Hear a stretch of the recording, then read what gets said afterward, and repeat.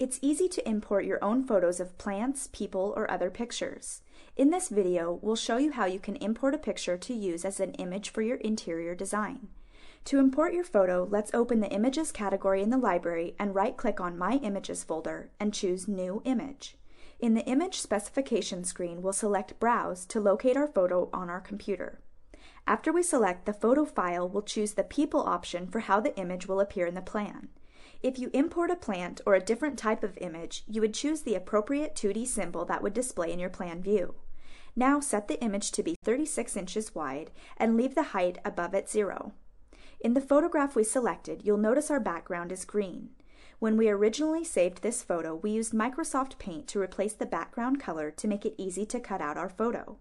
Now, all we have to do is to turn on that transparency information so that only the dog will appear and not the background color. You will notice that the program has already detected that it should cut out the green color, but we can use any color we like for transparency. Make sure that the Only Use Transparency Data from the image file is not checked, and also set the tolerance to 10 so that the program smooths out the edges of the photo. Now we're ready to place the photo in our plan.